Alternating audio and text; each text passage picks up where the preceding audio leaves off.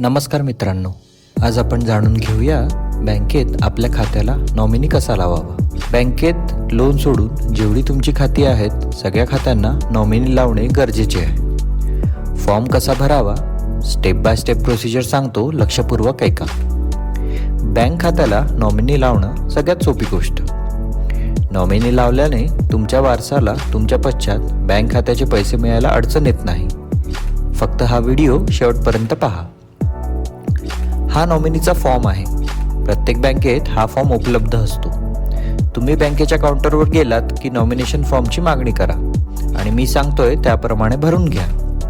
फॉर्ममध्ये सगळ्यात वरती अकाउंट नंबरची फील्ड असेल, तिथे तुमच्या बँकेचा अकाउंट नंबर टाका। हा अकाउंट नंबर तुम्हाला तुमच्या पासबुकमध्ये मिळेल। अकाउंट नंबरची फील्ड नसेल तर तुमच्या हाताने अकाउंट नंबर लिहून घ्या। पुढे मी राम रमेश शिंदे रिसाइडिंग ॲट म्हणजे इथे तुमचा पत्ता टाका। सपोज करा माझा पत्ता शिवाजीनगर कोल्हापूरचा आहे, तर तो मी पत्ता इथे टाकतोय। फॉर्म जरी इंग्लिशमध्ये असला तरी तुम्ही तो मराठीत भरू शकता, त्याला काहीही अडचण नाही। किंवा बँकेच्या काउंटरला मराठीमधील फॉर्मची मागणी करा। शाखा बँक ऑफ महाराष्ट्र शिवाजीनगर।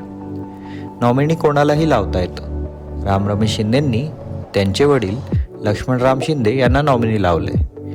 रिलेशनशिपमध्ये वडील येणार आणि वडिलांचं वय आहे 72। समजा नॉमिनी 18 वर्षांच्या वर असेल तर त्याला डेट ऑफ बर्थ द्यायची गरज नाही।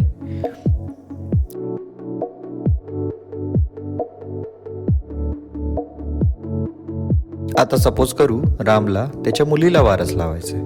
त्याच्या मुलीचं नाव आहे आर्या राम शिंदे। रिलेशनशिपमध्ये मुलगी लिहावं। तिचं वय आहे 2 वर्ष। नॉमिनी समजा 18 वर्षाखाली असेल तर त्याला डेट ऑफ बर्थ देणं गरजेचं आहे। तिची डेट ऑफ बर्थ आहे 23/1/23। समजा नॉमिनी मायनर असेल तर त्याला आपल्याला एक गार्जियन ॲड करावा लागतो। रामने त्याच्या मिसेसला मुलीचं गार्जियन म्हणजे पालकत्व लावलंय। त्यांचं नाव आहे रश्मीराम शिंदे। त्यांचा पण पत्ता कोल्हापूर शिवाजीनगर। रश्मी मॅडमचं वय आहे 25 वर्ष। त्यांचा अकाउंट नंबर द्यायची गरज नाही, ते तुम्ही ब्लँक ठेवलं तरी चालेल किंवा अकाउंट नंबर असेल तर तो टाकला तरी चालेल।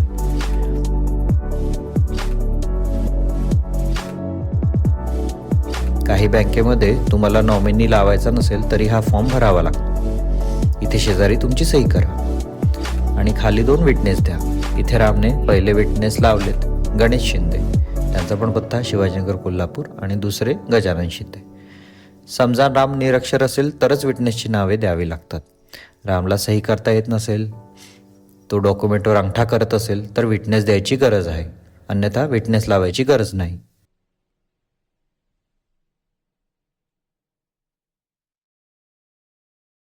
मी तुम्हाला कळावं म्हणून भरून सांगितलं।